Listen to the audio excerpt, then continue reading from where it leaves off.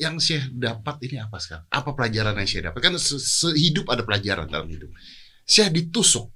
Saya nggak tahu tujuannya apa. Saya juga tidak mau berprasangka. Kita juga nggak perlu tahu motifnya apa. Betul. Mau itu dibilang apa, itu biar urusan petugas nanti. Penegak hukum. Pemerintah, penegak hukum. Tapi kalau mata kepala saya melihat bahwa kemungkinan besar kok diri saya orang biasa melihat mau nusuk leher, misalnya seperti itu. Tapi kan apa pelajaran apa yang saya dapat?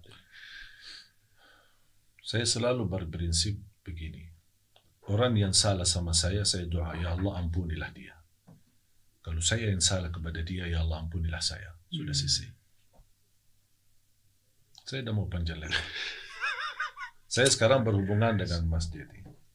Saya rasa Mas Dedi ada salah sama saya. Ya Allah ampunilah dia. Kalau saya yang salah, ampunilah dia. Ampunilah saya. Sudah selesai. Jadi tenang ya? Tenang. Sama istri saya kadang-kadang namanya, apalagi pulang malam, melihat aktivitas di Instagram, kok foto sama perempuan ini jamaah, kan namanya jamaah kan? Marah sudah. Habis dia marah, udah sayang, dah. Terus apa? Maunya apa? Hapus foto. Ya, kamu hapus saja sendiri. Sudah hapus? Sudah tenang? Ada lagi? Don't usah pakai handphone lagi. Siap. Matiin aja handphone. Buang aja. Habis enggak mau. 2 tahun saya udah megang handphone. Itu kalau ini gua nggak mau ikutin. Tapi hebat. Aku punya pelajaran bro. Aku ada pelajaran bro. Seorang syekh aja kadang masih dimarahin istri, apalagi cuma Miftah. Itu beneran sih. Beneran. 2 tahun saya udah pernah megang handphone. Gara-gara itu. Gara-gara itu. Udah gitu nggak apa-apa. Karena saya tidak ingin istri saya merasa tidak nyaman. Apalagi HP saya kan tidak pernah pakai password. Udah silakan cari namanya perempuan, katanya namanya cemburu ya. Lihat hubungi siapa, WA siapa gitu. Wajar. Dan saya ngalah. Dan subhanallah ketika saya mengalah. Saya lebih baik mengalah daripada harus bertengkar ya, harus ramai ya. Insyaallah. Gus kayaknya kalau Gus mendingan dipukul orang daripada nggak megang handphone. Saya jiwanya belum seperti Syekh bro. Nah, sebenarnya saya jujur saja, kalau saya berpikir kadang-kadang, saya duduk sama diri saya sendiri, berpikir, kenapa kok saya jadi begini? Kenapa tidak pernah suka marah, tidak pernah mencari kejelekan orang? Saya pikir terus, ingin cari alasan lah itu yang membuat saya tetap istiqomah. Dan kenapa saya tidak bisa reaksi, orang caci maki saya balas, orang mukul saya mukul. Akhirnya saya bisa menemukan semua itu kalau saya membalas, saya mereaksi apapun, tidak ada manfaatnya. Tidak ada manfaatnya. Anggaplah saya berantem sama orang dan saya jatuhkan, saya lukai dia, terus buat apa? Untungnya apa saya? Tidak ada. Tapi kan itu manusia sih. Manusiawi lah ya. Kalau manusiawi, mudah-mudahan Allah bisa, saya berharap menjadi cita-cita. Hanya ingin meniru Nabi Muhammad SAW. Allah. Aduh, berat. Sebenarnya kalau saya lihat dan baca Nabi Muhammad itu luar biasa. Ya. Kadang-kadang saya berpikir, bahkan saya sering ajarin jamaah di tausiah-tausiah. Mau nggak kira-kira ada kontak batin sama Nabi Muhammad? Semua langkahmu jadilah Nabi Muhammad. Ya. Pakai baju, masukin tangan kanan. Kenapa meniru Nabi Muhammad? Bukan karena itu sunnah, bukan karena itu ibadah, bukan karena itu ajaran Islam. Meniru.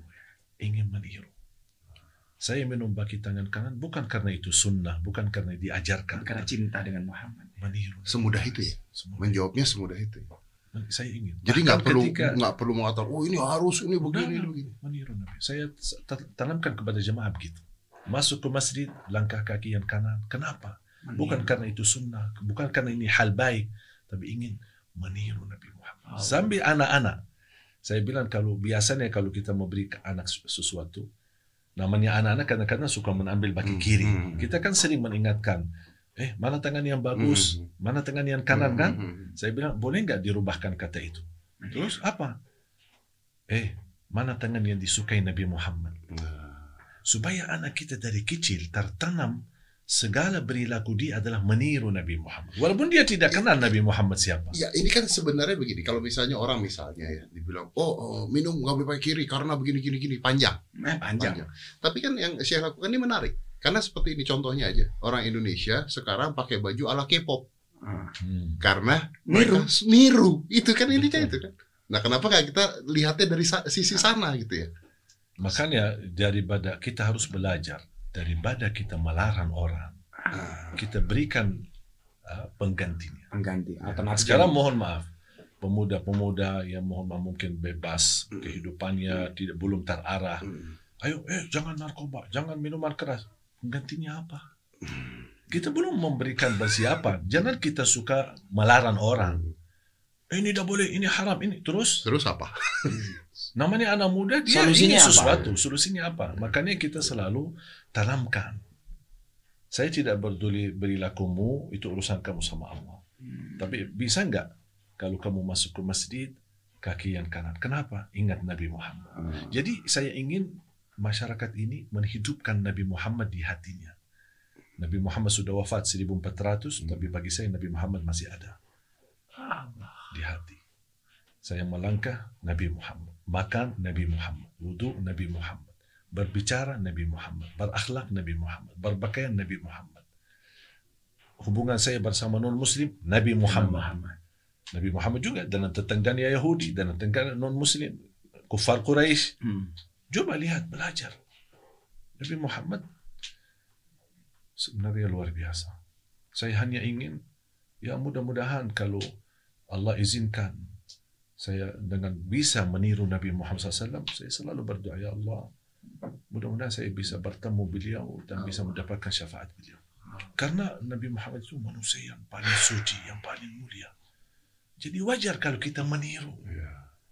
Dia orang-orang yang sudah mendapatkan luar biasa fasilitas dari Allah sampai saat ini, sampai titik ini, bahkan sampai hari kiamat Allah masih memuji Nabi Muhammad.